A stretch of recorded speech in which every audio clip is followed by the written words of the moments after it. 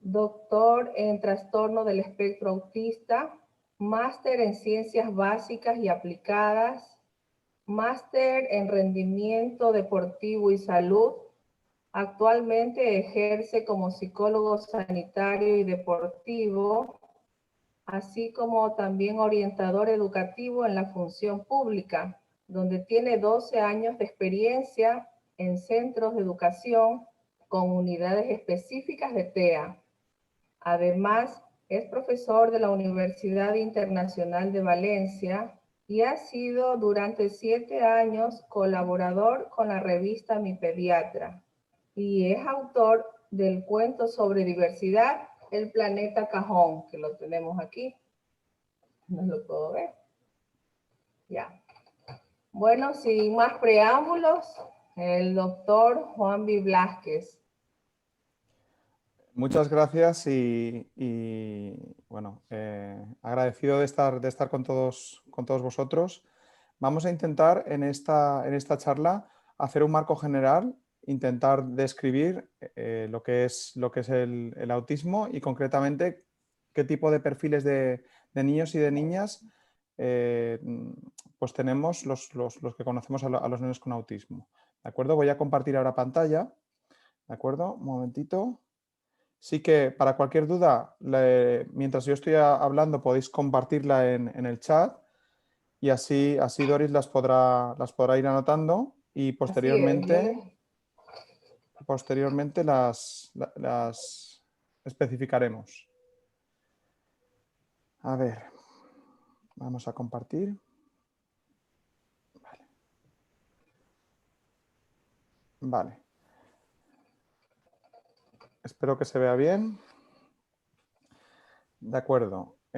Como os decía, he puesto, bueno, en este caso he querido empezar con esa imagen del planeta, porque muchas veces parece que cuando hablamos de autismo, cuando hablamos de TEA, parece que estamos hablando de algo que está separado y como vais a poder ver, es una realidad que realmente está muy cercana a todos nosotros.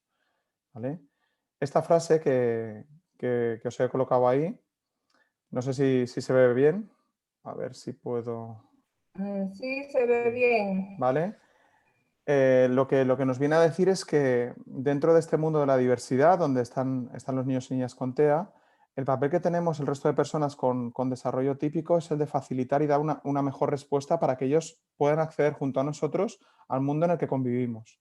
Este punto es importante porque muchas veces nos encontraremos con educadores, incluso con familias que sin querer están exigiendo unas cosas a unos nenes y a unas nenas que ni siquiera nosotros hacemos el esfuerzo de intentar adaptar. Por lo tanto, para mí es una frase, es un párrafo que indica la línea que hay que seguir siempre con el trabajo con los niños con TEA.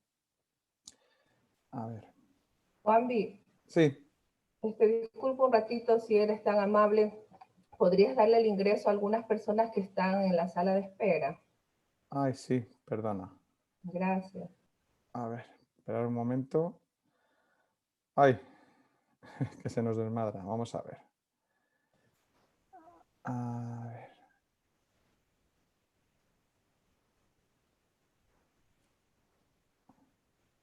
Vamos a ver. Admito a todas. Ahora sigo, compañeros. ¿De acuerdo? A ver. De acuerdo. Vamos a compartir otra vez.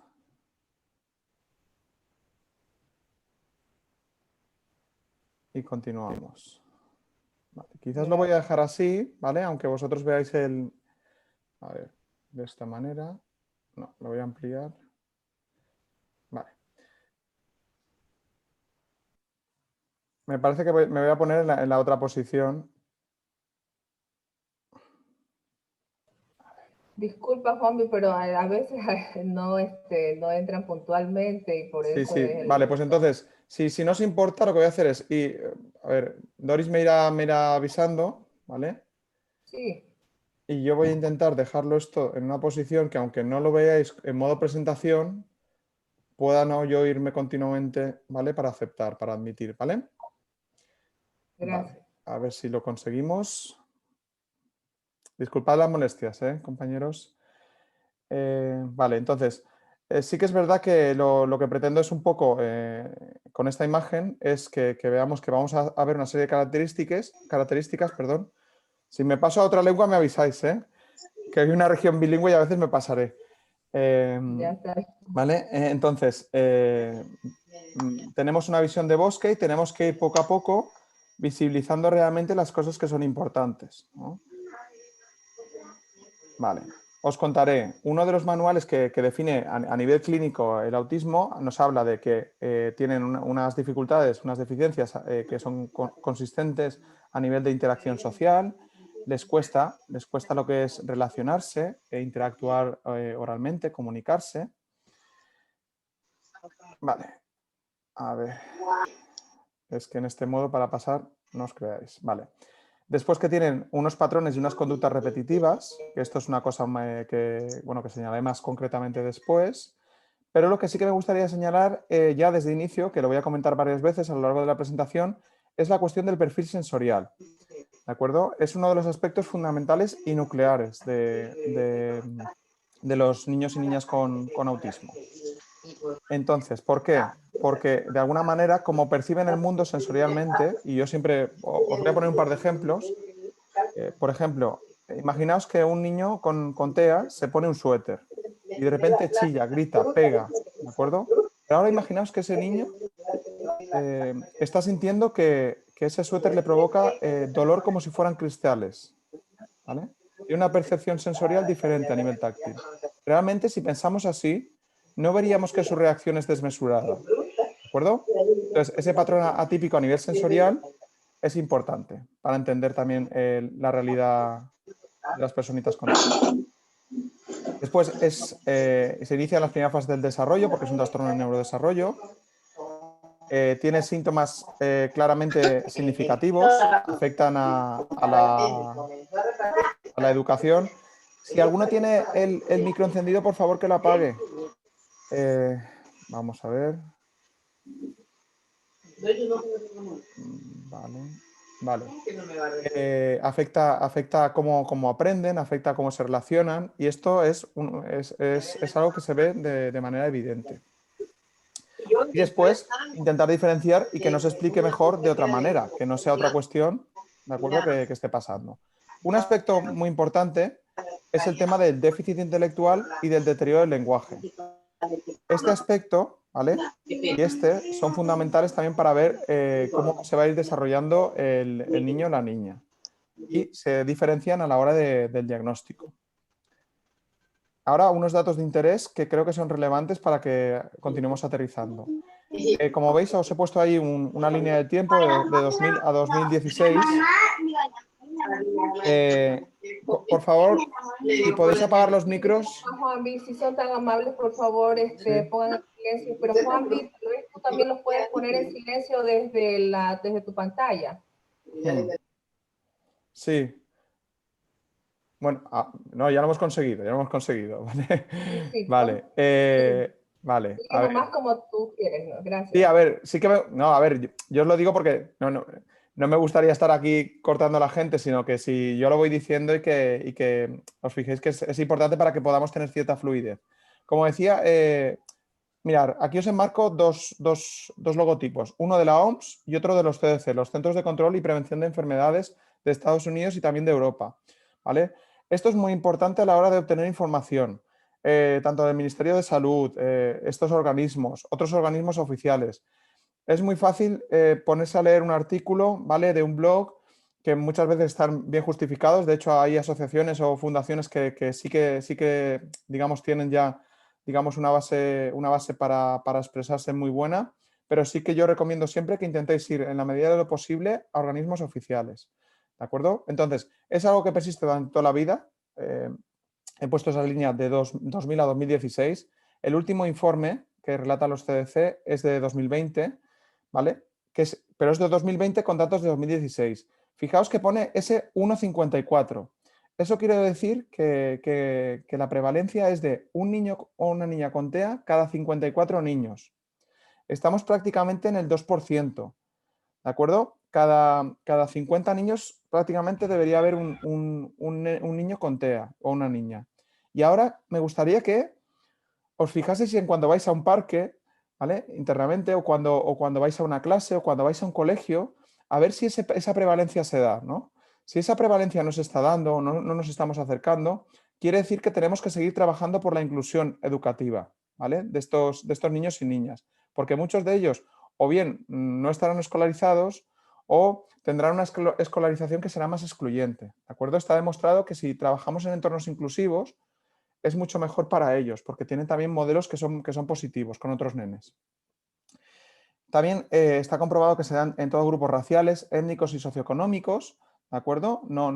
Aquí somos todos seres humanos y formamos parte del mismo planeta, con lo que se refiere al autismo. La primera evaluación de media se suele realizar sobre los 36 meses, ¿vale? Depende de países, ¿vale? Sí que lo que hay que decir es que en el anterior informe de los CDC, esa media de evaluación se realizaba a los 40 meses, con lo cual quiere decir que estamos avanzando, que se están viendo herramientas que podemos ir detectando poco a poco, cuanto antes, esta situación, que es súper importante por el tema de la estimulación temprana, ¿de acuerdo? Que es fundamental para ese avance. Y en ocasiones, ¿vale? Puede haber discapacidad, ya sea discapacidad límite o discapacidad intelectual leve o moderada, o grave en algunos casos. Pero no quiere decir que siempre tengan discapacidad intelectual. Esto es una de las cosas que después comentaremos en los mitos, ¿vale? Vale, y las causas del TEA. Una de las preguntas que las familias suelen hacer, incluso los educadores, ¿de acuerdo? Pues bueno, es multifactorial, ¿vale? Como podéis ver como he puesto ahí, pues ambiental, biológico, el carácter genético. Sí que se ha comprobado que que donde hay varios estudios que lo indican desde hace mucho tiempo, que donde hay, digamos, tíos o abuelos, ¿vale? Familiares de primer, de segundo o de tercer orden que tienen o bien rasgos o bien un diagnóstico, las posibilidades evidentemente son mayores, con lo cual la influencia de los genes es mucho mayor. También algunos medicamentos bueno, que se han retirado para el consumo durante el embarazo, como el ácido valproico o la talidomida, por ejemplo, sí que estaba comprobado que sí que provocaban, ¿vale? O tener padres mayores, ¿vale? El tener padres mayores no es por el hecho en sí de la edad, sino que nosotros, como seres humanos, disfrutamos mucho del sol. Aquí en mi tierra ahora mismo está bastante nublado, no sé cómo estará en Ecuador, espero que un poquito mejor, pero disfrutamos mucho del sol, pero el sol emite radiación, ¿vale? Y conforme más tiempo estamos en la Tierra, más radiación. A más radiación, la posibilidad de que nuestro código genético sufra algún tipo de mutación, pues es mayor. Por lo tanto, de ahí que esté relacionado también con padres mayores.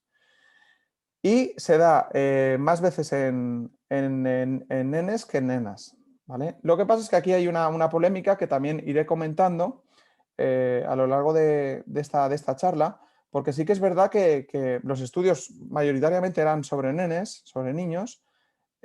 Vale, voy a parar un momentito que veo 8 personas en la sala de espera, ¿de acuerdo? Y las voy a admitir. Ahora vuelvo, ¿vale? A ver si las admito. Vale, y seguimos, Juanvi, ¿vale? Ahí, y vamos a seguir ahora. Vale. Juanvi, tengo, Esto de los hombres y las mujeres, por eso os digo que es una cosa que es controvertida y esto se está investigando también respecto a esto. ¿Por qué? Por lo que os decía, las muestras solían ser de varones y lo que sí que se parece que se está viendo es que hay ciertos matices que tiene el perfil TEA en niñas que es algo diferente. ¿De acuerdo? Como si fueran más adaptativas a la hora de detectarse, aunque se siguiesen teniendo determinadas cuestiones que, a ver, eh, tenemos una personita por aquí, 2 personas más, perdonad, que se juntan con nosotros, ¿vale? Juan, Como si tuvieran otra serie de características, ¿de acuerdo? Que las hacen a veces yo siempre digo que la mujer en general está mucho más desarrollada en muchos aspectos y aparte de lo que se hace educacionalmente, pues no me extrañaría que eso, que hay que profundizar aún, pues veamos en poco tiempo datos más concretos, ¿vale? Vamos a valorar algunos mitos, ¿vale? Esto de vale es muy español también. Eh, Algunos mitos que también surgen de las preguntas que los papis, y no solo los papis, algunos profesionales tienen, ¿no? Pues el TEA es una enfermedad. Oye, pues no es una enfermedad, no es algo que podamos coger y, bueno, ahora que estamos todos con la COVID, no es algo que podamos coger porque alguien nos tose y de repente nos enfermamos, ¿de acuerdo? Con lo cual, oye, esto de alejarnos o de pensar que es algo que nos va a pasar algo, por favor, esto hay que eliminarlo si queremos trabajar, como os decía, por la inclusión. ¿Se puede curar? Pues evidentemente, si no es una enfermedad, no estamos hablando de curas o de no curas, ¿de acuerdo? Entonces, este concepto, digamos, es un trastorno de neurodesarrollo. Forma parte, a ver, no sé si hay alguien así relacionado más con la informática en la charla, pero formaría parte de, yo es que soy hijo y primo de informáticos, ¿vale? Pero de que su sistema operativo es diferente. Ellos procesan de una manera diferente. No tiene nada que ver con una enfermedad ni con algo que se tenga que curar, ¿de acuerdo? Sino con una manera de entender el mundo y de ver el mundo diferente. ¿La falta de cariño de los progenitores puede provocar autismo? ¿Puede provocar TEA? No. Pregunta recurrente. Esto ya desde una primera publicación de Kanner, que después desmintió pasado los años, hasta después Bruno Belzheimer, Belzheim, creo que fue, en uno de sus bestsellers también lo sacó. Esto hizo una publicidad enorme, enorme, y aún a día de hoy tenemos mamás y papás que piensan que eso puede estar influyendo. Al igual que el tema de las vacunas, ¿vale? Esto es más cercano en el tiempo, por una publicación que se hizo en The Lancet, Andrew Wakefield, creo que era, pues que por unos intereses que tenía, que después se descubrieron, digamos, sus resultados, que en esa prestigiosa revista tuvo un impacto mundial muy grande, se expandieron por todo el planeta. Y aún a día de hoy tenemos, digamos, personas que dudan sobre el tema de la triple vírica. Antes de entrar hoy aquí, estaba revisando algunas reviews, porque siempre van sacando con respecto a este tema, y algunas investigaciones, y una de, por ejemplo, del año pasado, de 2019, con una muestra de 650.000 niños en varios años, o sea, una barbaridad, seguía descartando esa posibilidad, que las vacunas provocasen autismo. Así que no, las vacunas no provocan autismo. ¿Los niños y niñas con autismo prefieren aislarse? Yo creo que a muchos adultos no entendemos cómo son los niños y niñas, y casi que somos nosotros las que provocamos a veces el aislamiento de los niños, ¿vale? No. Además, buscan la comunicación, desde los casos, digamos, con mayor afectación, porque hay 3 grados, el 1, el 2 y el 3. A ver, que por aquí hay un compañero o compañera que creo que quiere entrar, un momentito, lo vamos a meter, vale, y seguimos. Hay 3 grados, pero en los diferentes grados, que el 1 sería el más cercano al desarrollo típico, donde hay oralidad, donde hay inteligencia, donde puedes percibir, se ve claramente que lo que faltan son competencias, recursos, funcionalidad para hacerlo, pero no quiere decir que no sepan. Además, ese aislamiento, ¿vale? No implica el no comunicarse, como pongo en la siguiente pregunta, no se comunican, sino es que a veces entendemos la comunicación desde un punto de vista muy de desarrollo típico, muy de decir, es que tienen que hablar. A ver, pues hay niños y niñas que no hablan o que van a hablar muy poco. Entonces, hay otros sistemas aumentativos y alternativos de comunicación, dependiendo del nivel donde esté cada uno de esos niños, que nos van a ayudar a través de pictogramas, ¿vale? Pero esos sistemas también lo funcionan otra serie de personas que tienen diversidad. Yo muchas veces hablo del tema del braille o del tema del lenguaje de signos. Al final son sistemas alternativos y tenemos que ir un poco en esa dirección de ser más plurales a la hora de comunicar. ¿Tienen rasgos físicos? No, pero antes no lo he apuntado, pero lo ponía en la descripción clínica. Sí que es verdad que algunas veces los niños y niñas con TEA tienen asociado un síndrome, ¿vale? Por ejemplo, el de X frágil podría ser síndrome de X frágil y tiene trastorno espectro autista o otro tipo de síndromes, ¿vale? Entonces, hay algunos síndromes que sí que tienen rasgos físicos. Entonces, esos rasgos no son del TEA, sino son del síndrome asociado. No siempre va asociado a síndrome, de hecho, ¿vale? El trastorno espectro autista. Discapacidad intelectual, lo que comentábamos antes. No, no tenemos que pensar a priori que digamos, tiene algún tipo de discapacidad. Lo que tenemos que pensar es, primero, cómo entablar una conexión, ¿no? Y ese es el primer punto. Yo creo que además deberíamos mirarlo, yo estoy diciendo todo el rato, niños y niñas con TEA, pero deberíamos tener la visión de niños, ¿no? Y niñas. Al final, cuando tú ves un niño o una niña, tú te acercas, ¿no? Tú le hablas, tú intentas conectar con él o con ella y debería ser eso. Y a partir del nivel donde le ves, ya empiezas Ay, qué a bonita. relacionarte de manera mucho más fluida. ¿Vale? A ver, Mi regalo de cumpleaños. a ver, vamos allá. Seguimos. Acordaos de quitar el micro, por favor, los que habéis entrado ahora. ¿Tienen habilidades especiales? ¿Son superhéroes? A ver, son niños y niñas. Y tienen habilidades. ¿Pueden tener alta capacidad? Sí, algunos pueden tener alta capacidad, pero no de manera diferente a lo que sería el resto de niños y niñas, ¿de acuerdo? Lo que sí que pueden tener son ciertas habilidades que, como tienen un perfil más de conducta persistente, de repetir, ¿vale? De ser obsesivos, ¿vale? Pues entonces, si tú, por ejemplo, yo voy a poner un par de ejemplos, ¿no? Si tú, por ejemplo, has trabajado con cosas de programación informática desde muy pequeñito, igual llegas con 13 años y tienes los conocimientos de un chaval de 19 o de 20, ¿no? Y entonces, al final, esas habilidades han sido por la repetición, ¿de acuerdo? Evidentemente porque tenías una capacidad, pero por la repetición. Y después, algún otro caso que tenga que ver con el tema, digamos, matemático, ¿no? De saber descifrar determinado logaritmo de cabeza. Yo me he encontrado algún caso, pero estos son casos que son de grado 1, que son más leves y que han estado trabajando en su cabeza obsesivamente sobre eso. Pues había uno de los casos que tú le decías una fecha, por ejemplo, 15 de octubre del 137 después de Cristo, y te decía martes o miércoles, buscabas y era ese día. Ese logaritmo lo tenía integrado, ¿de acuerdo? Entonces hay diferentes tipos de... y hay algunos que son más obsesivos con el tema del deporte o la actividad física, ¿vale? Vale, sigamos. ¿Son agresivos? A ver, volvamos otra vez. Etapa de la infancia. Etapa en la que de 2 a más o menos 8 años, pues posiblemente el 80-85% de los niños tienen rabietas, se enfadan, pelean con sus padres, pelean con sus hermanos, ¿vale? Eso es la normalidad entendida, ¿vale? Todos los niños hacen eso. Entonces, cuando hablamos de agresividad, tenemos que hablar de por encima de eso. No porque un niño con TEA haga eso, tenemos que asumir primero que es ya porque es agresivo, ¿no? Es que todos los niños de esa edad pueden hacer ese tipo de cosas. Ahora bien, más cosas. Lo que os decía antes. Si un nene, por ejemplo, antes lo he dicho a nivel táctil, ¿no? Pero si imaginaos que un nene, todo lo que son texturas de fruta, de la fibra de la fruta, le provoca una repulsión o un dolor muy fuerte a nivel de lengua, ¿no? Y eso provoca que tire todo, que tire los platos, ¿de acuerdo? Que pegue. Es agresivo, insisto, se está adaptando, no quiere sufrir, ¿vale? Y reacciona de esa manera. Entonces, si lo vemos con ese prisma, os aseguro que nos cambia mucho la visión que tenemos.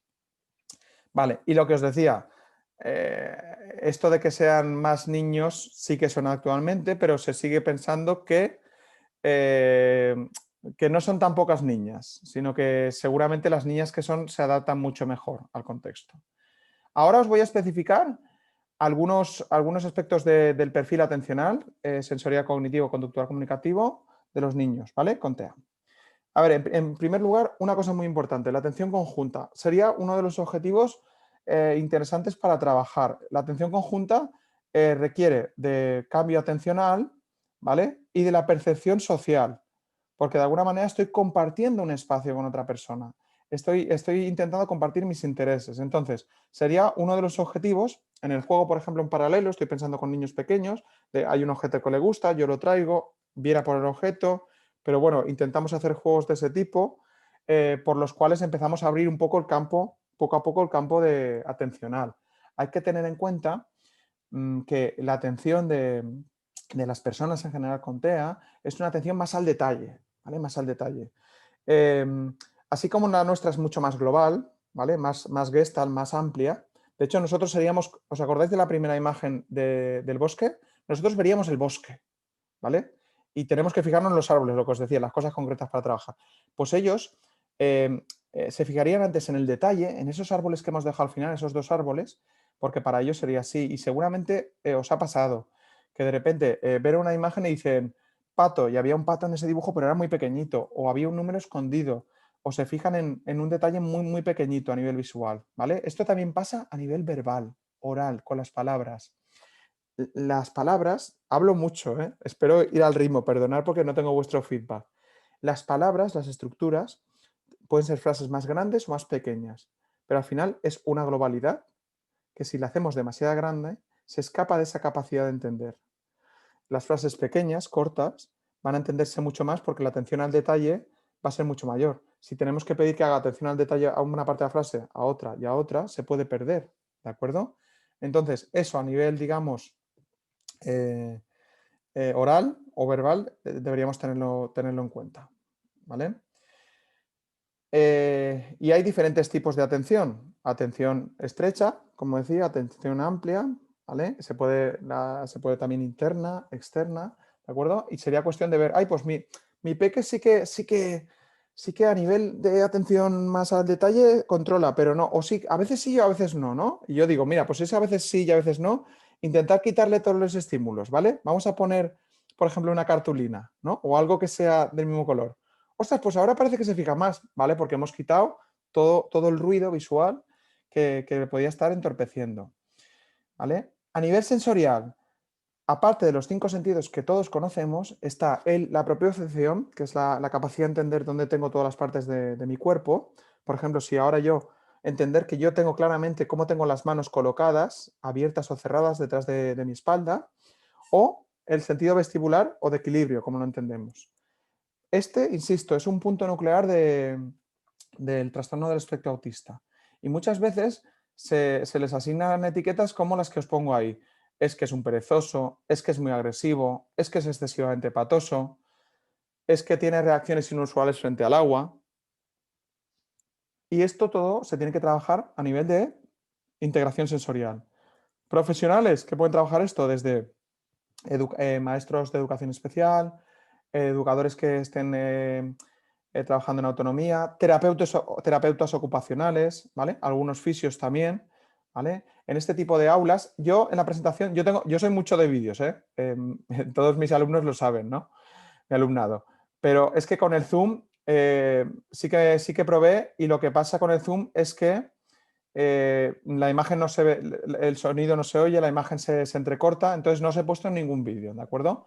Pero serían salas, pues, de alguna manera, pues, muy acolchadas, donde tienen la oportunidad de experimentar visualmente, táctilmente, a nivel de olfato, de una manera mucho más tranquila, los diferentes sentidos. No se trata de que pierdan su realidad. Esto es muy importante. Yo no quiero cambiar a un nene, sino quiero que aumente su abanico de sensaciones y de entender el mundo. Lo que no queremos es lo que pasaba hace décadas, por ejemplo aquí, supongo que allí también, que era si una persona era zurda, le ataban la mano y le ponían a escribir con la derecha. A ver, ellos tienen sus experiencias, tienen que aprender las que les provocan daño y esto es súper importante, pero no debemos directamente criminalizarlas, ¿vale? Sino simplemente entenderlas y crear un mundo que facilite su convivencia.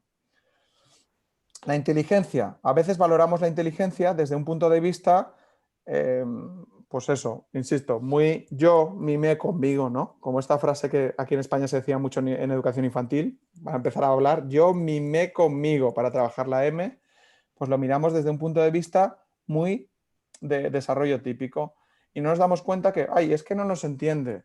Bueno, pero a ver si pensáis que sois más inteligentes porque no se entienda, ¿vale? Es decir, yo ahora, si yo tengo aquí mi terraza, si yo ahora me lanzo por la terraza, intento volar, no voy a poder volar, porque el contexto no me lo facilita. Entonces, tenemos que tener esa visión, una visión más amplia, para poder vivir y tener una convivencia más positiva.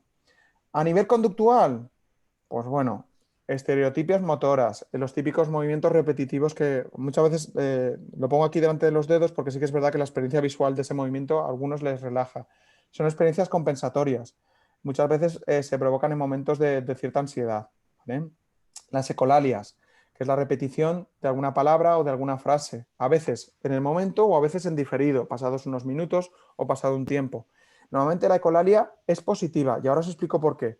La ecolalia es un inicio de interacción, ¿vale?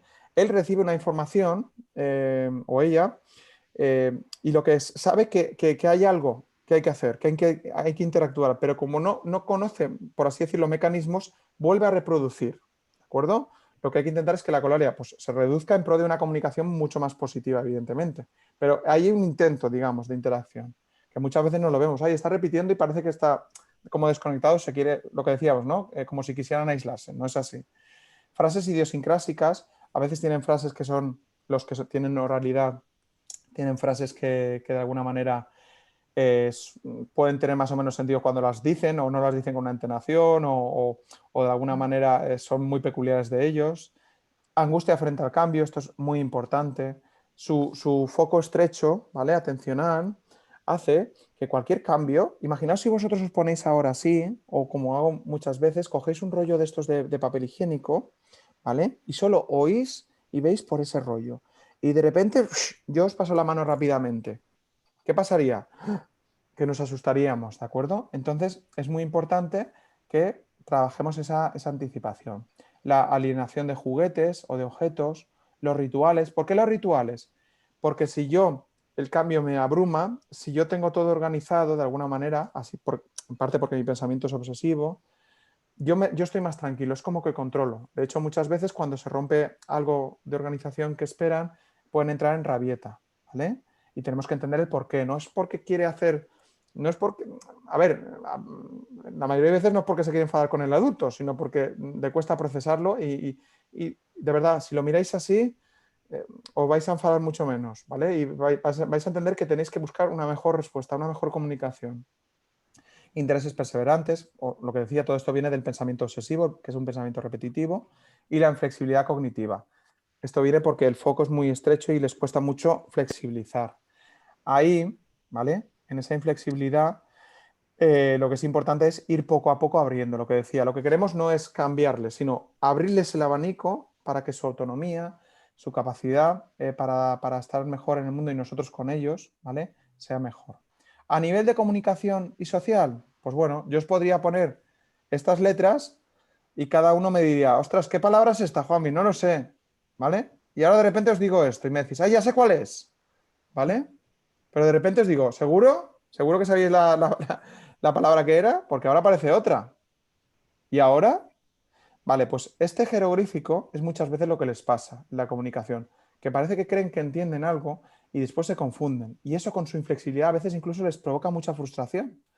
Entonces, si nosotros no somos capaces de entender ese proceso, no nos vamos a poder entender. Y la diversidad, esto que nos quede claro, nos va a enriquecer a todos. Así que tenemos que luchar por ella. Voy a comentar ahora, dentro de esos perfiles, algunas bueno, he cogido algunas investigaciones en bases de datos, pero sí que es verdad que siempre os animo, os digo, venga, va, pero Juanvi, ¿cómo me voy a poner yo a buscar? Bueno, ya hemos hablado de las páginas oficiales, ¿vale? De la OMS, de los CDC, de las páginas del ministerio, de que algunas fundaciones y asociaciones están muy bien informadas y son información relevante, ¿vale? Esos sitios tienen seguridad. Ahora ya, quien se quiera adentrar un poquito más, las bases de datos. Ahí están los estudios científicos, ¿vale? Quizás vosotros decís, ostras, pero yo entro a una base de datos, tampoco creéis que es tan complicado, ¿vale?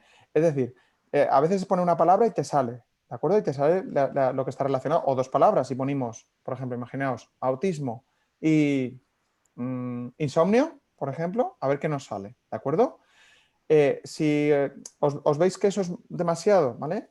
En las páginas de universidades suelen ser de acceso gratuito, al menos aquí en España, ¿vale? Esas bases de datos. Pues bueno, intentadlo al menos en el Google académico. Google tiene una parte que es académica, al menos intentadlo ahí. Poner un par de 2 o 3 palabras, a ver qué os sale. Investigad, curiosear, ¿vale? Tenemos que ser curiosos. Cosas que salen, vamos a especificar. Luis, Lo que hemos dicho, la atención conjunta, fundamental, ¿vale? Si conseguimos que esa atención conjunta, que se abre un poquito más a la parte social. Acordaos de quitar el micro, porfa. Por favor. tengo cerrado por el gato y la perra que no quiero que entre. Amparito Mendieta. El micro, por favor. Entonces, la atención conjunta, si la potenciamos, ¿vale? Desde ambos ámbitos vamos a encontrar que nos encontramos con beneficios sociales, ¿vale? No únicamente atencionales. ¿Qué más cosas? los programas de atención temprana, los programas de atención temprana y los programas de atención temprana. La estimulación temprana es fundamental, ¿de acuerdo? El proceso de neurodesarrollo es un proceso que cada vez se va haciendo, digamos, como menos flexible. No quiere decir que nos sigamos flexibilizando cuando somos adultos, pero en esos primeros años es tan importante que el invertir ahí, tanto en la detección para, la detección para inclusión en esos programas como en los propios programas, debería ser un objetivo de cualquier política, ¿vale? Y eso está comprobadísimo. ¿Qué más nos dicen las investigaciones? A ver, pues nos dicen las investigaciones que si integramos esta atención conjunta y el juego, lo que os decía, ¿vale? Vamos a tener un objeto, vamos a moverlo, vamos a hablar, esa apertura atencional, ¿vale? Esa relación con el juego, que es una parte lúdica, siempre hablamos, al final son niños y niñas, no nos olvidemos, y como niños y niñas les gusta jugar, ¿vale? Hay que entender a qué les gusta. Los que entráis nuevos, acordaos de apagar el micrófono, por favor. Está seco. Está seco. Apagar el micro, por favor. La pantalla. Gracias. A ver, ¿y qué más cosas? Pues bueno, una menor sintomatología de déficit de atención favorece no solo la escritura, sino los procesos de aprendizaje. ¿Por qué? A ver, porque la atención, como decimos los psicólogos y algunos psiquiatras y neuropediatras, ¿vale? Y pediatras que lo sabemos, la atención es un prerequisito cognitivo, es un pre, es decir, va antes que nada. Si yo puedo tener una capacidad aritmética o matemática muy buena, pero si no soy capaz de focalizarme para hacer un problema o para responder, esa capacidad no me va a servir de nada. Digamos que el punto de entrada es la atención. Trabajar en ampliar esa atención, ¿vale? No solo para la parte social, sino para la parte de aprendizaje, es positivo. ¿Qué más cosas? Bueno, aquí ponen la búsqueda sensorial, sensibilidad auditiva, táctil, son aspectos nucleares. En definitiva, yo os diría, que además era uno de los objetivos de mi investigación en la tesis, que en general el perfil sensorial es un aspecto fundamental. Conocer, y esto con registros de cuestionarios por ejemplo, a familiares o a educadores de las escuelas, puedes tener una idea de cuál es el perfil y te puede ayudar mucho a cómo enfocar las tareas de intervención. Entonces, lo digo porque esto varía mucho, ¿vale? Hay ciertas cosas que son parecidas, pero varía mucho. Entonces, entender cómo lo tiene cada uno de los niños y niñas nos ayudará a una mejor intervención, ¿vale? Y, por tanto, como dice ahí, adaptarse al perfil sensorial típico. Ojo, adaptarse es ampliar el abanico. Por eso pongo entre paréntesis respeto. No significa de repente olvidar lo que ellos son, ¿no? Porque no queremos volver a eso, queremos ampliar, ¿vale? Estamos por sumar, ¿vale? El tema de la inclusión también va por sumar, no va de otra cosa. Y como decía, facilita la intervención y el rendimiento académico o otro tipo de rendimiento. El procesamiento sensorial influye también en la función social y cognitiva. Pues bueno, si yo, por ejemplo, lo que decía, el sonido me perjudica, que me toquen me perjudica y ciertos grados de luz me perjudican, nosotros que somos latinos, que nos gusta hablar casi tocándonos, gritándonos fuerte, pues evidentemente esto va en contra del perfil sensorial de algunos nenes y tenemos que tenerlo en cuenta. Esto lo he puesto codificado, ¿vale? Pero significa que tienen más capacidad no verbal que verbal. Y esa capacidad, digamos, a ver, ¿dónde está? A ver, que lo tengo aquí. Vale, y los más mayores sí que mejoran esa capacidad, digamos, verbal, aunque sigue siendo menos que la no verbal. Esto nos indica de alguna manera también que hay un progreso, ¿vale?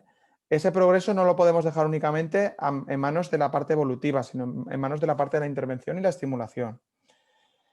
Se asocian, pues bueno, peor interacción social se asocia a la parte, a ver, sí que podría ampliar un poco, ¿vale?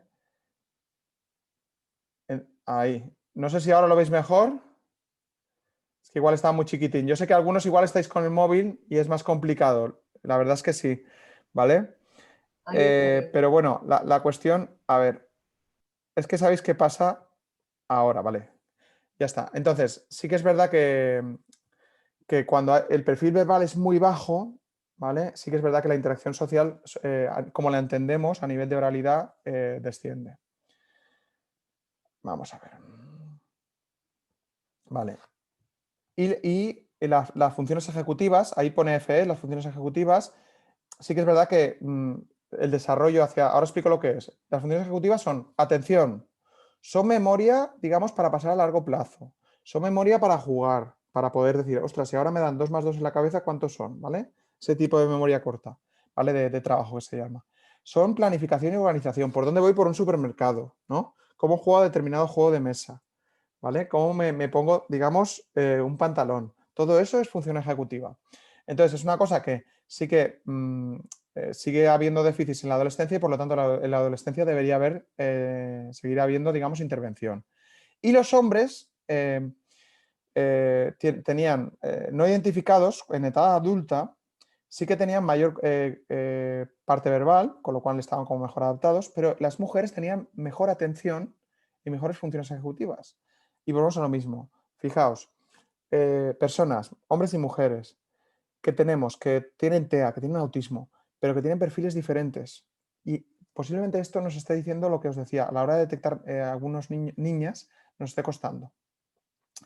Se deberían buscar, o como decía, diferentes estrategias adaptativas para el tema de las... A ver si os puedo... Es que si lo pongo ahí... Un momentito. A ver... Esperad que ahora tengo que salir un momentito. Vale. El insomnio es mayor en los TEA que en el desarrollo típico y habría que entrenar, está demostrado que entrenar a las familias en la intervención de las conductas disruptivas mejora mucho la calidad tanto de las familias como de los peques. La conducta alimentaria es un proceso que debería, voy a ver si la puedo hacer otra vez amplio, debería tomarse poco a poco, en pasos, no de repente embutirle. A ver, realmente no habría que embutir a ningún niño ni niña. Esto es lo primero, papás y mamás. Tendríamos que respetar también este proceso y que ellos entendiesen sus mecanismos de regulación, no condicionarlos, sino que entendiesen si estoy saciado, si tengo sed, si tengo hambre, incluso ya no me voy al alimento, sino si tengo pipi, ¿vale? Con lo cual, esto sí que se debería hacer de manera más procesal. Los gestos significativos trabajados facilitan las habilidades sociales. Oye, pues sí, esa comunicación la hacemos más gestual, estamos inundando también a los pequeños con TEA de poder trabajar mucho mejor, de poder asumir eso para la comunicación y es mucho mejor para ellos. Y el vínculo, ¿vale? En ese trabajo de juego va a favorecer aspectos como el lenguaje. Aparte, os he señalado como último punto, oye, que la realidad virtual y la nueva tecnología son útiles, pero también en su justa medida. Tenemos que entender que, por ejemplo, la Asociación de Pediatría Americana recomienda muy poquito uso de pantallas, sumando todo el tipo de pantallas, videojuegos, tablets, móviles, etcétera, hasta los 6 años. Creo que habla de media hora, ¿vale? Con control adulto, porque también el ojo está en desarrollo y el niño necesita hacer otro tipo de cosas, ¿vale? Entonces, ¿como herramienta? Sí. ¿Como medio para subsistir? No. Y lo más importante, que lo he repetido muchas veces, son niños y niñas. Son niños y niñas. Si lo pensáis así, vuestra cercanía y vuestra propuesta para, de alguna manera, poder interactuar de una manera positiva con ellas, os digo que va a cambiar esa perspectiva y de alguna manera lo vais a ver diferente. A ver, vamos a ver. A ver un momentito. Vale, sigamos. Y tenemos que darles accesibilidad, ¿vale? Está ahí el dibujo de la rampa. Yo espero que este punto,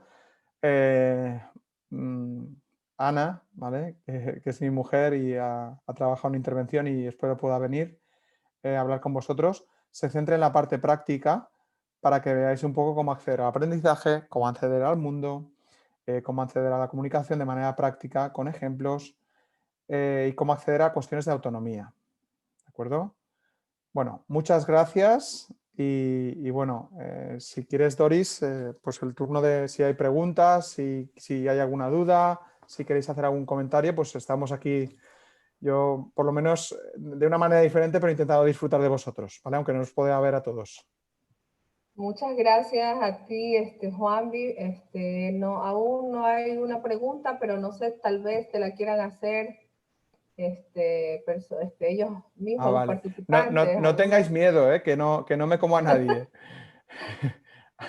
A ver, he comido, ¿no? Que aquí el almuerzo grande ya se ha hecho, ¿no? Pero Bueno, bueno, aquí sí que tengo sería una interesante que os pregunta. animo, ¿eh? Hay una pregunta de Alison. Dice, ¿cómo puedo diferenciar la crisis y de una rabieta en el autismo? A ver, vamos a ver. Cosas que están asociadas también a veces es el tema de la epilepsia, ¿eh? Entonces, yo no sé si habla de crisis porque hay alguna cuestión de epilepsia, ¿vale? O que hay digamos, una especie de brote a nivel a ver si voy a ponerla. Voy a dejar de compartir pantalla, ¿vale? Está bien, gracias. Vale, a ver. Entonces, evidentemente, lo primero una de las cosas que yo primero haría, ¿vale? Que os he comentado a lo largo de la charla, es el hecho de el tema, sería muy importante evaluar lo que es el perfil sensorial, ¿vale? Y detectar también si, incluso eso lo hace un profesional, pero vosotros como familiares sí que es verdad que podéis hacer algún tipo de registro. Yo lo primero que haría antes de tomar una decisión en un momento puntual es hacer un registro. Oye, voy a observar a mi peque durante 2 semanas y voy a ver de alguna manera pues bueno, cuándo se altera más, si se altera menos, si es más por la noche, si es más por la tarde, si es más por el día, si es más cuando hay más gente. Creo que si hay una regularidad en eso, ¿vale? En ese registro, posiblemente, digo de aspectos contextuales, estemos hablando que sea una cuestión más sensorial. Si es si es por conseguir algo, ¿vale? Porque sí, ahí estaríamos hablando posiblemente de una rabieta. Pero para eso, antes de tomar una decisión de una única toma, yo haría un registro, que eso es algo que cualquier padre o madre puede hacer con la observación, porque además observáis mucho a vuestros hijos. Es decir, eso es fácil. Gracias, Juanvi. Tenemos una pregunta más. Dice, tengo un hijo de 3 años y 9 meses. Nació de forma prematura extrema, pero dice, ¿cómo puedo hacer para que... No le entiendo bien la pregunta a Katiuska, pero tal vez ella quiere saber si es que es posible que tenga autismo o tiene relación el autismo con ser prematuro. Tal vez eso A es lo que ver, nos... claro, sí, vamos a ver. Sí que está relacionado. A ver, en general, cualquier suceso del desarrollo, cualquier trastorno del desarrollo, si hay mayor incidencia, si evidentemente es un niño prematuro. No quiere decir que cualquier niño prematuro tenga TEA, ¿vale? Lo que sí que es verdad que hay como más cartas, por así decirlo, más probabilidades de que eso ocurra. Lo primero que habría que hacer, si tiene una sospecha, es hacer una evaluación del desarrollo. Yo eso, a ver, yo no lo puedo hacer desde aquí. No sé allí cómo está el servicio de pediatría o si existe esa posibilidad, eso no lo desconozco, pero aquí, por ejemplo, se hacen evaluaciones del desarrollo, que es ver en qué punto, por ejemplo, a nivel comunicativo, pues hay una serie de juegos o de preguntas a los papás para ver en qué punto está. Hay algunas escalas, no sé si aquí hay profesionales de la psicología en la charla, pero bueno, hay unas escalas como puede ser la Batel, que es una escala bastante sencillita, que de alguna manera te diferencia entre, por ejemplo, su nivel personal social, su nivel comunicativo, su nivel de autonomía o de adaptación, su nivel motriz y su nivel cognitivo. Entonces te pone en qué edad, no la edad cronológica, sino que te saca en qué punto está. A partir de ahí puedes empezar a tener sospechas si es TEA o si es una cuestión de un retraso del desarrollo sin ponerle, digamos, esa denominación de TEA. Pero debería ser algo como posibilidad. Es posible, pero que no quiere decir eso, ¿vale? O sea, es decir, no todos los que tengáis hijos prematuros van a ser niños y niñas con TEA, pero sí que hay mayor incidencia. Yo si tuviera Gracias. sospechas, lo que haría es primero ir a pediatría, o sea, con una Gracias, libreta Juan. y explicar las cosas que me han llamado la atención, que no hace. Así es. Porque con esa edad ya se puede.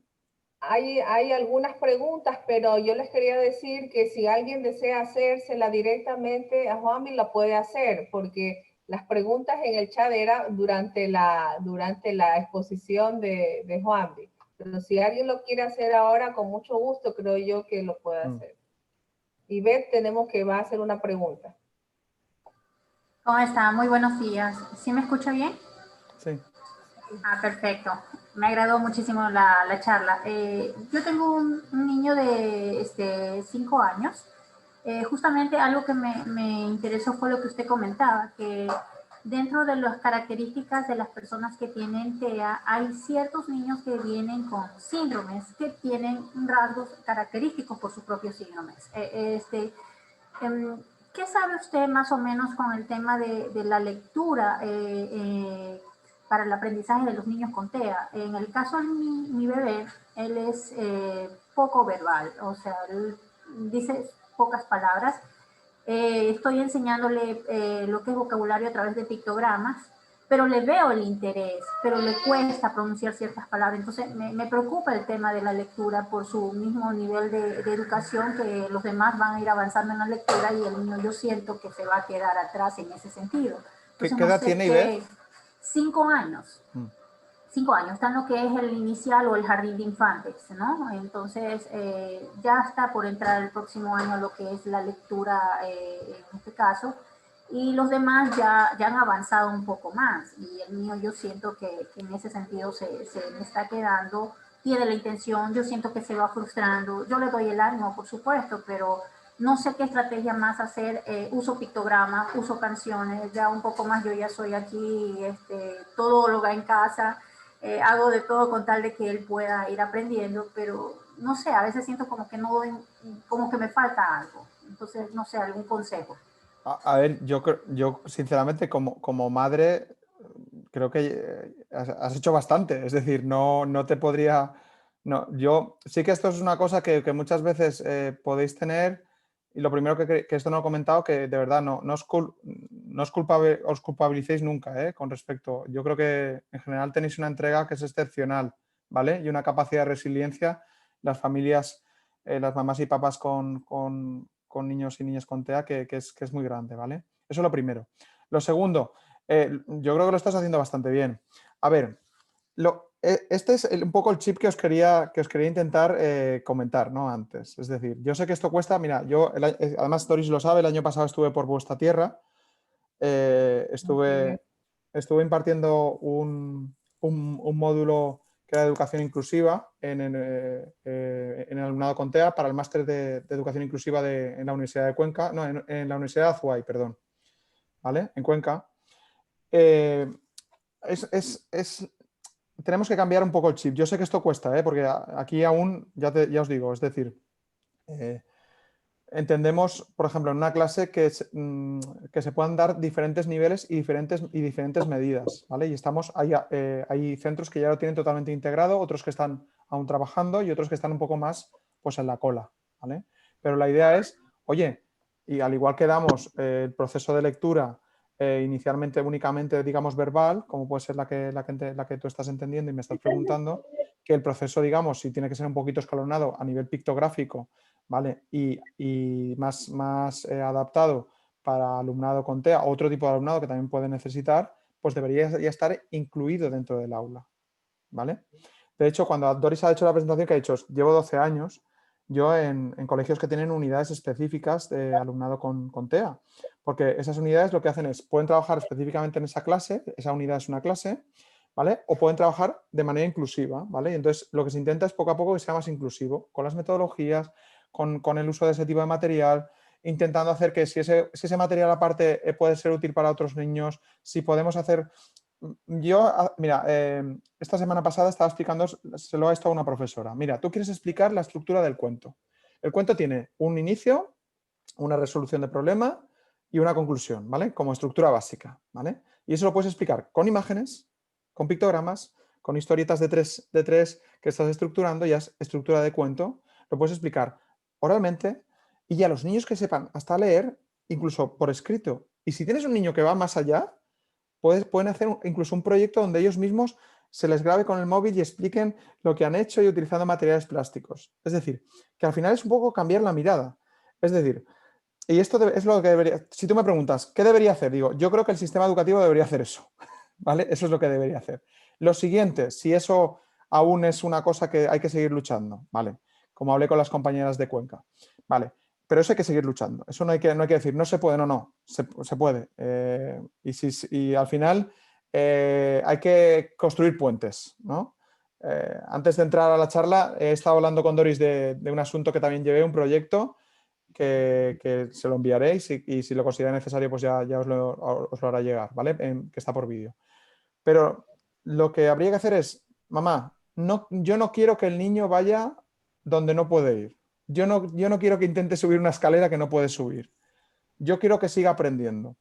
Porque si él está aprendiendo y está teniendo interés, no es tan importante ahora mismo que no llegue al nivel que se supone el año que viene tiene que estar. Lo que es importante es que siga teniendo interés. Porque si se desmotiva y se frustra, hemos acabado. Se cierra en banda y entonces el retraso sí que va a ser mayor. Entonces, lo lógico sería adaptar, ¿vale? Ahí sí que es verdad, y os lo digo, Ana, ¿vale? Que es mi mujer y es, bueno, máster en atención temprana y máster también en intervención en discapacidad intelectual y ha trabajado en unidades como maestra de educación especial también con autismo. Ella os hablará de trabajo a nivel de pictogramas, de cosas que se pueden hacer, de cosas prácticas en ese sentido. Pero como concepto general, lo importante es mirar en qué base está el nene y a partir de ahí sumar. Si le forzamos demasiado, nos va a salir fatal. Y para esto el colegio, la escuela, tiene que tener una sensibilidad exquisita. La escuela no debe olvidar nunca que es compensadora de desigualdades, que es abierta a la diversidad y que debe favorecer la inclusión. Y si no lo entiende la escuela, nosotros tenemos que hacer que lo entienda. ¿De acuerdo, Ibev? Así es. Gracias, Juan. Y tenemos una pregunta de Jennifer Villamil. Jennifer. Bueno, está muy hablado. Vamos, pues si vamos, vamos. Chucha, mamita, yo me paro y en 2 minutos ya estoy yo con... El micrófono, Jennifer. Sí, buen día. ¿Cómo le va, estimado Juanmi?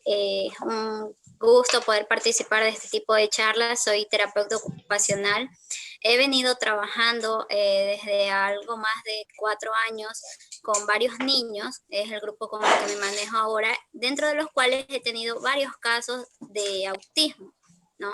Sabemos que cada uno de ellos es diferente en cuanto al comportamiento, lograr el primer paso que es la interacción, el poder establecer un canal de comunicación por vías alternativas. Sí he podido notar a través de la observación del juego, he tenido la oportunidad de trabajar a más del hospital a domicilio con ellos, porque es un entorno totalmente diferente, en que sí hay presencia de ciertas alteraciones sensoriales a nivel de los órganos de los sentidos, valga la redundancia. Entonces, he tratado de investigar, he tratado de trabajar con muchas pautas de modulación sensorial dentro de lo que es dieta sensorial, de lo que conozco ciertos puntos y aún me sigo preparando. Mi pregunta es, al haber estas alteraciones sensoriales que muchos niños presentan conductas de hipersensibilidad, otros presentan hiposensibilidad a ciertos estímulos, ¿cómo puedo regular o a través de qué actividad, hablo de un par de ellas, para poder trabajar de una mejor manera este tipo de modulación de conductas sensoriales? Porque hay niños que tienen muy poca reacción a un estímulo visual, auditivo, táctil, y hay niños que son muy sensibles, ¿no? Entonces, ¿cómo puedo regular eso de ahí para no obtener una respuesta negativa? No sé si me di a entender. A ver, lo que tenemos que entender es que, y los que hemos trabajamos en intervención, es que de alguna manera siempre va a suceder en algún momento que, aunque intentamos buscar el escalón, ¿no? Como le comentaba antes a la compañera Ibev, sí que es verdad que hay veces que nos podemos pasar por arriba o por abajo, ¿vale? Al final, como cualquier programación o intervención, tiene sus procesos donde igual el niño estira un poquito más o estira un poquito menos, ¿no? Entonces, primero aceptar que eso puede pasar, ¿no? Yo creo que aceptarlo con cierta naturalidad, Jennifer. Lo siguiente, lo primero es entender que el contexto es un contexto seguro. Compañeras tuyas sí que conozco, sí que han hecho intervención por ejemplo, en casas Y una de las primeras cosas que han intentado hacer, más que la propia intervención con el niño, es intentar que la casa fuera un contexto seguro. Porque muchas veces las casas están saturadas a nivel sensorial y de estimulación visual y de ruido. Y muchas veces se pasan, pues te tengo que decir que mucho tiempo únicamente centradas en eso, ¿vale? Entonces yo creo que ese sería un punto fundamental. Si ya estamos hablando, digamos, de una intervención a nivel clínico, en hospital o en alguna clínica concreta, sí que es verdad que todo lo que sean, digamos, cosas que... Jesús, que he oído un estornudo por ahí, ¿vale? Bueno, la verdad es que da gusto ver gente sin mascarilla, eso también os lo tengo que decir. A ver, entonces lo que tenemos que hacer es, muchas veces esas salas de los terapeutas ocupacionales o de los fisios o lo que he dicho, los diferentes profesionales sanitarios o sociosanitarios que pueden trabajar, son salas que están muy protegidas desde la parte puramente física, a nivel de colchonetas, a nivel de movimiento. Y, por ejemplo, estoy pensando en los típicos columpios, por ejemplo, si estamos hablando de una cuestión de entendimiento del propio cuerpo, de propiocepción, pues los movimientos también que puedan regular. Es decir, estamos hablando de, por ejemplo, poder mover nosotros, si son pequeños los solemos mover, o en una pelota de fútbol, por ejemplo, las pelotas de estas redondas. Pero si son más mayores, también intentar que ellos tengan cierta autonomía, ya que cuando hemos creado el entorno seguro, para poder modular si una cosa, ¿vale? Imaginaos, y al principio hay veces hasta que se pueden asustar, ¿no? Pero ya son ellos los que van modulando. Entonces, esa capacidad de poder decidir, ¿vale? Poco a poco les puede ayudar. Después, también hay otras cuestiones.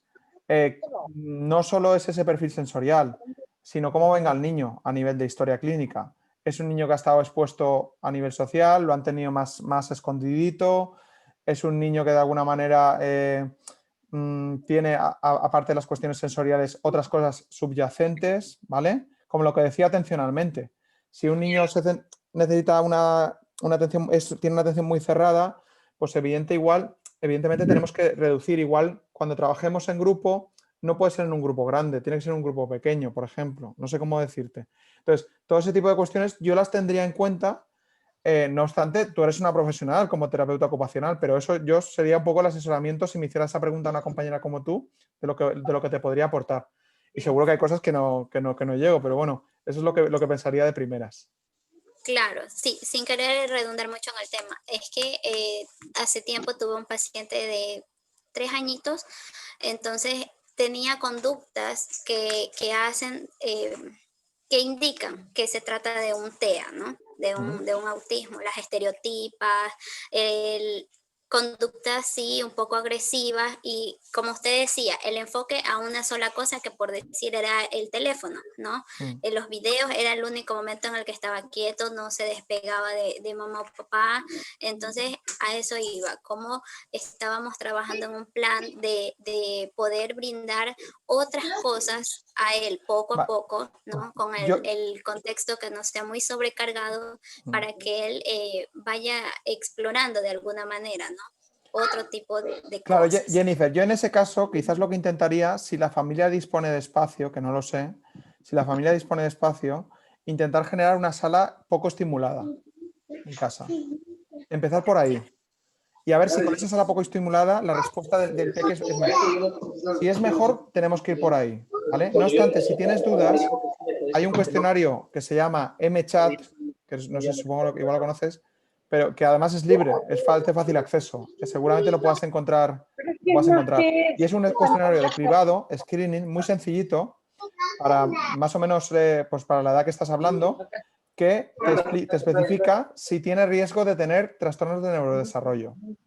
Lo digo porque también nosotros, una de nuestras facetas es orientar, ¿no? Y si de alguna manera estamos haciendo una intervención, pero requiere de que otro profesional también haga una valoración, pues igual con eso también puedes tener la excusa, si tienes ya la sospecha clínica del ojo clínico, de poder introducirle, digamos, oye, vamos a hacer una entrevista a la familia y vamos a intentar contestar esto porque creo que es bueno que también le vean otros compañeros de otras áreas, etcétera, etcétera. Yo creo que sería interesante, ¿vale?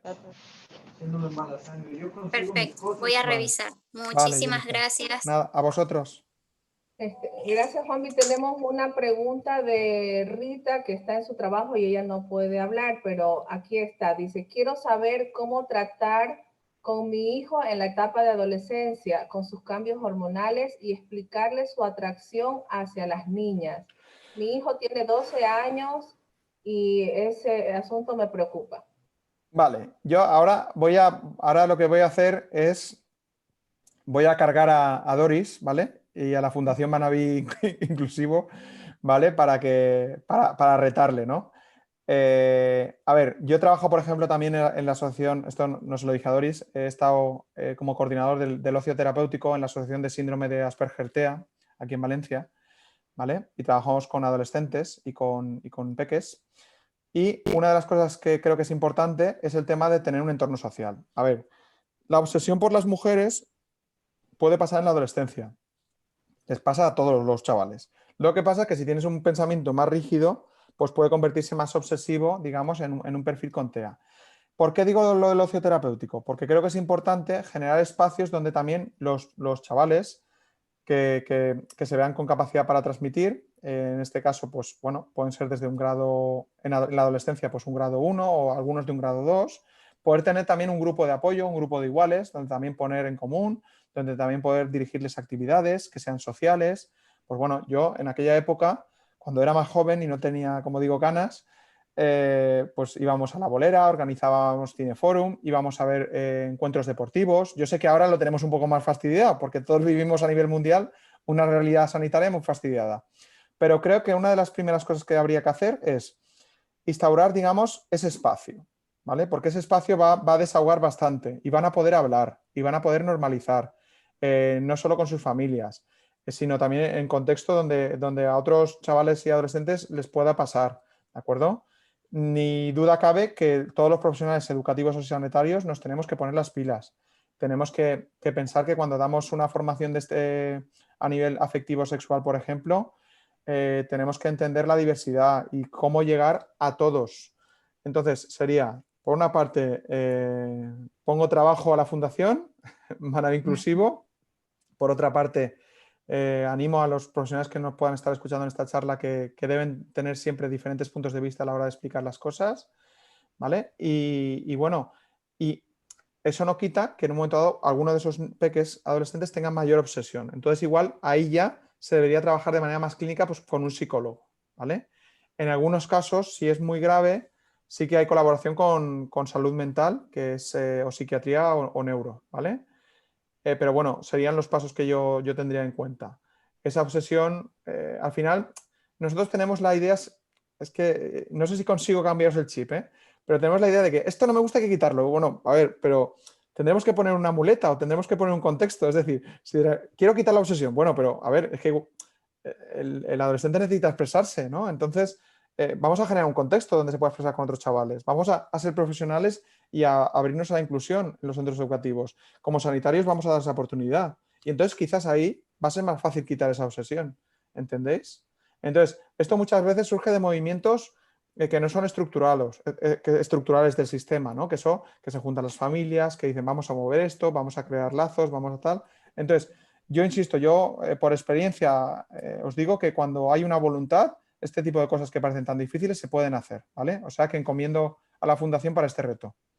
Dice Juanvi, dice Rita que el niño de ella no es obsesivo, pero sí quiere besar a las niñas. Entonces, pero es que entonces ya hablamos de desarrollo. Es lo que os decía, ¿no? Con lo de las rabietas. Digo, vamos a ver, que un adolescente quiera besar a una niña, a un adolescente, entra dentro de... A ver, si no es una obsesión, entra dentro del desarrollo y de la evolución. Tenemos que entenderlo con normalidad. Y ahí entonces lo único que diría es la cuestión de dar una buena educación afectivo-sexual. Es que no lo tengo aquí. Aquí tengo la biblioteca de casa, pero creo que lo tengo en la biblioteca del despacho, ¿vale? Hay un libro muy chulo que es que se llama, no sé si se llama Educación Afectivo-Sexual justamente, no me acuerdo ahora. Porque además era como un programa, te lo ponía muy claro cosas como cómo actuar, ¿vale? Podría ser, Juanvi, que te tengamos en otra oportunidad con un tema específico como ese. ¿Eso que lo pregunta la mamá? Yo lo pregunto. Bueno, eso depende de mis 2 trolls que tengo en casa, de los 2 enanos que tengo. Ya nos Una niña organicemos y un porque niño, ¿vale? Y un bebé. porque Y de tú mi eres mujer, por de supuesto. un gran corazón y tal vez aceptes nuestra invitación nuevamente. Bueno, Bueno, si hay alguien con otra pregunta, no sé, creo que tal vez anímense a preguntar porque esta es una linda oportunidad. Además que Bueno, yo si no lo sé, os digo no lo sé. Si lo que sé, bueno, lo sé. claro. Esto es así. Y Rita nos dice, bueno, mi hijo es un niño muy dulce y cariñoso. Yo creo que tal vez como madre le podría decir que no es solo de explicarles, porque a veces nos olvidamos que teniendo niños con autismo son diferentes en ciertas cosas y no, son niños. Hay que explicarles como cualquier otro niño las cosas que van a ir viviendo según su etapa, ¿no? Y a veces uno no sabe cómo hacerlo, pero con otro niño que no tiene autismo sí lo hacemos. Entonces hay que tomarlo como que con A normalidad, ver, este con tema siempre tranquilidad. nos da miedo, Doris, sea con autismo o no, ¿eh? Me Cuando llega esta imagino. etapa, la mayoría de familias tiene un poco de miedo. Pero ¿cómo se va a ir mi hija o mi hijo? Si solo tiene 15 o 16 años. No sé, tío. Vale. Hay Entonces, una bueno, pregunta es un más. tema interesante, ¿eh? Sí, hay una pregunta más. A ver. Dice, ¿cómo puedo? Voy acá, que se despierta en las mañanas. Dice, ¿cómo puedo ayudar a mi hijo a que tenga mejor ingesta de alimentos?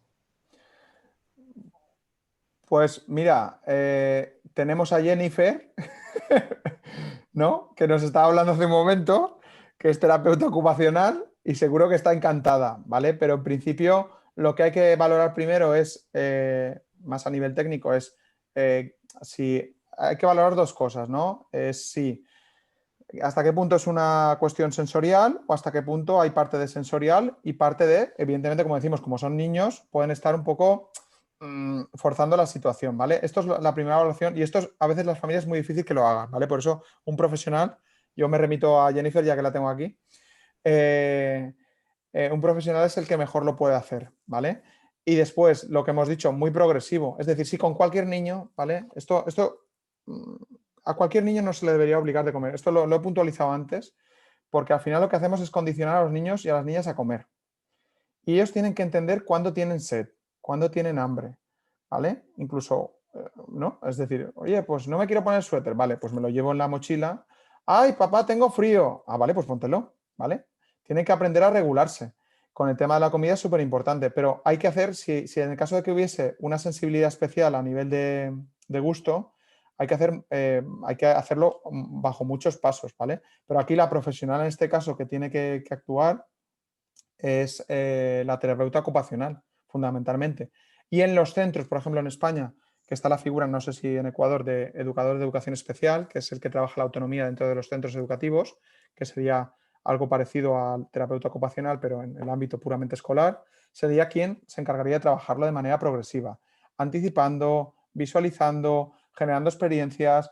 Muchas veces en las escuelas que os estoy contando que he estado yo, se hacen talleres para poder empezar a experimentar lo que es el trabajo con la propia comida, desde lo táctil, ¿vale? A todo ese proceso de enriquecimiento, hacer como torneos, yo he visto a familias hacer torneos, ¿no? A ver quién hace la mejor tortilla, venga, no sé qué, poner la parte lúdica, ¿no? Todo eso habría que sumarlo, pero siempre, insisto, siempre desde la guía de uno de esos 2 profesionales, ¿vale? Yo, por ejemplo, con algunos es que colaboro, ¿vale? O estoy en contacto porque tenemos niños o niñas en común.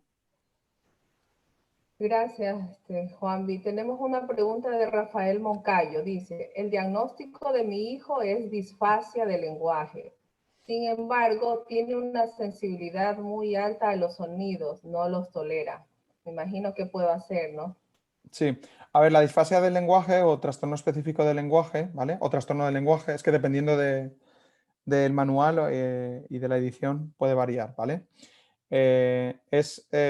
En las etapas iniciales, que no sé qué edad tendrá el niño o la niña de Rafael, el niño, que he visto que es hijo, se parecen mucho, ¿vale? Inicialmente al TEA. De hecho, es una de las dificultades a la hora de discriminar cuando haces el diagnóstico entre TEL o disfasia del lenguaje y TEA. ¿vale? Porque son muy parecidos en muchas cosas, ¿vale? Tiene Sí que es 5 verdad años. que la sensibilidad alta tiene 5 años, ¿no? Por lo que veo ahí.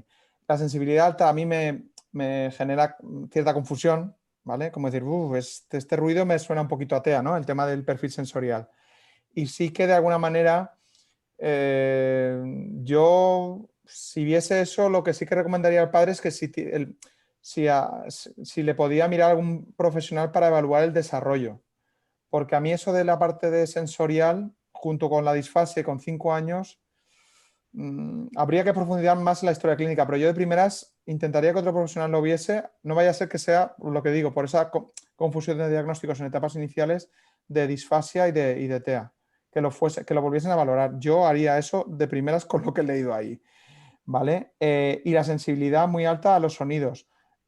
Aquí muchas veces bueno, no os lo he puesto, ¿vale? Porque sí que la parte de intervención se la deja un poco más a mi mujer, Ana, pero sí que es verdad que hay algunos ejemplos muy chulos que se están empezando a hacer aquí, que son, por ejemplo, bueno, allí supongo que también a veces, bueno, ahora no, pero colocarán ferias, ¿no? Ferias de estas que las típicas que suben los niños, como la Noria, Tío Vivo, ¿no? Allí en Ecuador, ¿montarán a veces cosas de estas en las fiestas o no?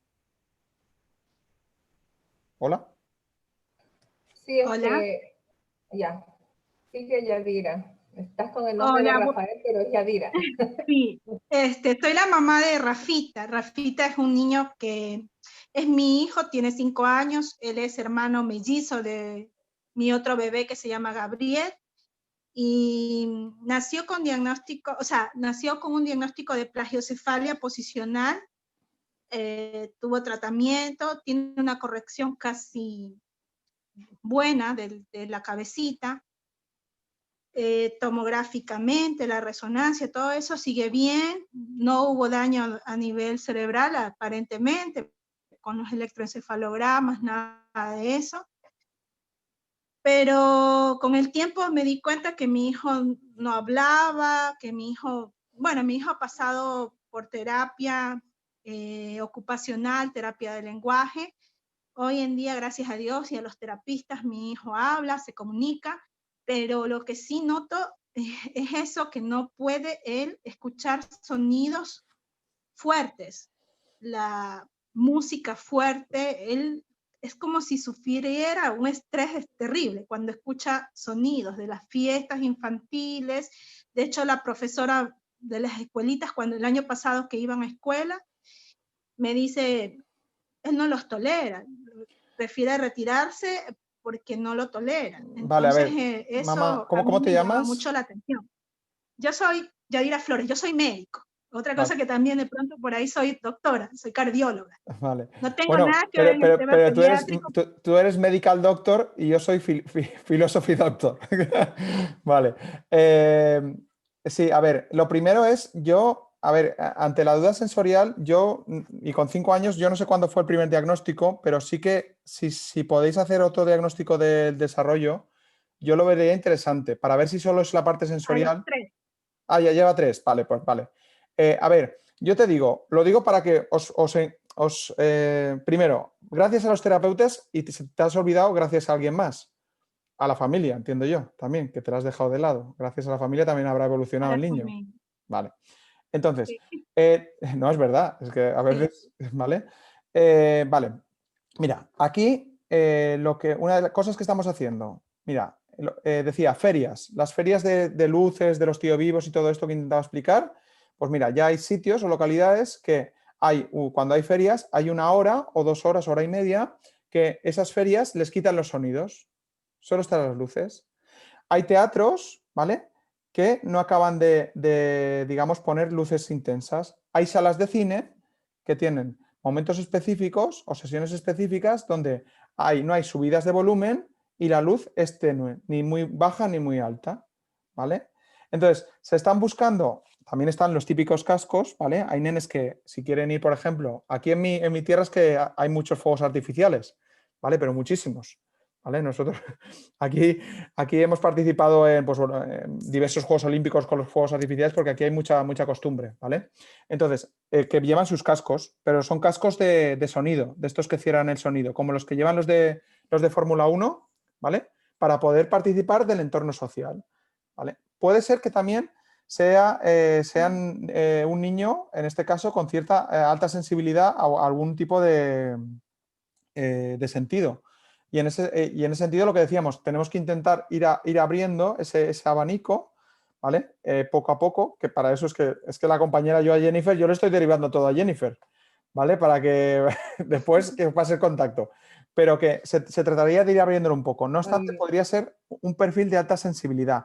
No obstante, es muy pequeño, tiene 5 años, como pones ahí, con lo cual todavía el recorrido de aprendizaje y de adaptación está ahí, ¿vale? No estamos hablando de un adolescente donde los recorridos son más cortitos, ¿vale? Entonces, cosas que me plantearía, si has hecho 3 diagnósticos y no hay diagnóstico diferencial para el TEA, perfecto, yo me quedo más tranquilo. Puede ser que sea un perfil de alta sensibilidad, alguno de los sentidos. Se tiene que trabajar de una manera muy similar, ¿de acuerdo? Lo único que también, insisto, no nos centremos únicamente en el niño, movilicemos a nuestra sociedad para provocar cambios, ¿vale? Tú has dicho que eres médica. Mira, uno de los ejemplos que tenía es que estos pictogramas, ¿vale? Que además, si os queréis meter, no sé de dónde los cogí a Ibez, ¿vale? Los pictogramas, pero hay una página que está muy chula que se llama Arasac, ¿vale? Que es de aquí, de la región de Aragón, que están chulísimos. Y hay incluso, pues eso, centros de salud donde pone médico de no sé qué, y está el pictograma, ¿vale? Y algunos está el pictograma y el braille. Es decir, vamos a intentar hacer los contextos más inclusivos porque así igual, pues con esos ejemplos que te he dicho del cine, del teatro, de la feria, igual entendemos que son capaces de participar de una manera mucho, mucho mejor, ¿vale? Igual él tiene cierta sensibilidad al sonido y resulta que es un nene que le gusta estar más en grupos pequeños finalmente cuando sea más mayor, pero poco a poco hay que ir acercándole para que él vaya experimentando. Y es aún muy pequeñito. Yo creo que aún hay mucho trabajo y que la evolución en principio, por lo que me comentas, yo creo que ha sido muy positiva. Sí, ha sido positiva. En eso sí veo. Es solo el sonido ahora y creo que más un poco lo que es fluidez del lenguaje, pero sí tiene lenguaje, se comunica. ¿Pero tiene comprensión? Que es lo que más me agrada. ¿Pero tiene comprensión? ¿Entendés? Comprensión del lenguaje. ¿Tiene comprensión? Sí, la mayor parte del tiempo sí. Hay cosas que todavía le dificulta comprenderlas, pero se le explica varias veces y las logra entender, que sería lo que más. Y gracias a ese entendimiento, pues responde. Está en la escuela virtual ahora y no ha necesitado adaptación curricular por el DS, que es la parte que se enfoca acá en el Ecuador de a ver si los niños tienen un problema para la educación y les hacen hacer adaptaciones, pero él no ha necesitado, no ha requerido, sí ha estado bajo control de los psicólogos infantiles de la escuela. A ver, sí que te tengo que decir eso. Si tiene comprensión del lenguaje, aunque sea un TEL, aunque sea una disfase del lenguaje, siempre el pronóstico es más positivo y tú lo debes de saber. Es decir, la comprensión es lo fundamental, porque la comprensión, si poco a poco, aunque se le sea por repetición, él va comprendiendo, la capacidad de aprendizaje es mucho mayor y la capacidad de adaptación es mucho mayor. Entonces, en ese sentido, dentro del diagnóstico que es, yo sí que te querría, digamos, querría ser positivo y más con la edad que tiene y con lo que has dicho que ha evolucionado, ¿vale? Simplemente que puede ser que tenga un perfil de alta sensibilidad a alguno de los sentidos y que aún hay tiempo para seguir trabajándolo y que de alguna manera también hay tiempo para influir en nuestra sociedad, para intentar cambiar, ¿no? Oye, porque estas propuestas al final, es lo que os decía, yo con un caso totalmente diferente que antes le comentaba a Doris antes de entrar, ¿vale? Que era una hemiparesia, pero buscamos una inclusión y lo que nos decían que no se podía, al final pudimos cambiar todo un reglamento, ¿vale? Sobre una federación en una región para que pudiese participar un nene con hemiparesia. Entonces, lo que quiero decir es que al final las voluntades y la unión puede hacer que los cambios se vayan dando en sociedad. Y una vez esos cambios se han movilizado, las instituciones que son un gigante muy pesado, a veces las van aceptando, pero parte de ese movimiento social. Y ahí es donde tenemos que también poner hincapié, ¿vale? De todas maneras, me alegro mucho. Gracias. Gracias por la aclaración. ¿Alguna otra pregunta? Si no hay otra pregunta. Bueno, y como nos decía Juanmi, la siguiente charla, Dios mediante, es Ana Martínez, esposa de Juanvi, excelente profesional. Esperamos tenerla pronto con una charla totalmente práctica para ayudarnos en lo que es el autismo. Parece que no hay más preguntas, Juanvi. Sí. Te agradecemos mucho porque fue una charla muy educativa, ilustrativa, linda. Y bueno, esperamos tenerte en otra oportunidad. Hola. Luis quiere hacer algún comentario. Adelante. ¿Cómo está? Ok, gracias, doctora. Bueno, primero, pues agradecer al doctor Juan Vicente, realmente que ha sido una charla muy importante, creo yo que para todos los presentes aquí, padres de familias y profesionales, realmente agradecidos. Si hay algo que nos caracteriza a los ecuatorianos, pues es la gratitud. También agradecido con la doctora Doris, que es la representante legal de la Fundación, pues, por permitirnos a varios compañeros que estamos aquí formar parte de la misma a través de voluntarios, pues, y a través de su intermedio, pues, gestionar este tipo de charlas y conferencias que, hago énfasis, son muy importantes para las personas que de alguna u otra manera, pues, tienen familiares con estos pequeños inconvenientes, que son llevaderos con la ayuda de grandes profesionales como usted, doctor, por sus consejos y recomendaciones. Entonces, esperamos tenerlo en una próxima ocasión, agradeciéndole una vez más también a la Fundación y deseándole éxito en sus actividades. Y un saludo para todos los presentes. Gracias, Luis. Muchas gracias por tu comentario. Bueno, gracias, Juanvi, por apoyar a la Fundación de esta manera. Como yo les dije al principio, nos sentimos bendecidos al tener un profesional de este nivel que nos pueda orientar, ayudar acá en el Ecuador. Y estoy segura que muchas personas se quedaron esperando y no pudieron ingresar, pero bueno, qué pena, la puntualidad es una de las cosas que debería ser primordial acá.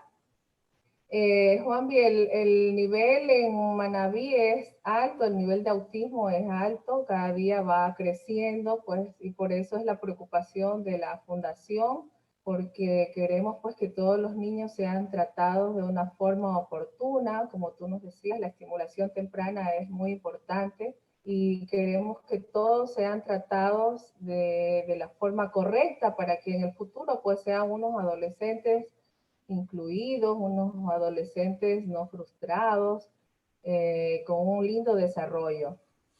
Gracias, Juanvi, por tu aporte y gracias a todos los participantes. Esperamos tenerlos en la siguiente charla. Bueno, Doris, me gustaría decir unas palabras. Claro. Bueno, me hubiera gustado estar con vosotros en persona. De hecho, el año pasado se planteó, pero mis días de permiso cuando yo fui allí a Ecuador no me dieron para poderlo estirar y acercarme a Manta. Ojalá también cuando pase esto pueda pasar a veros. Y de verdad, volveros a decir que una frase que a mí me gusta mucho, ¿no? Que es que lo conseguimos porque no sabíamos que era imposible, ¿no? Entonces, intentad poner todas vuestras ganas por el cambio y por un tipo de sociedad y escuela mucho mejor, ¿de acuerdo? Gracias. Un abrazo. Gracias a todos. Hasta luego. Gracias. Chao.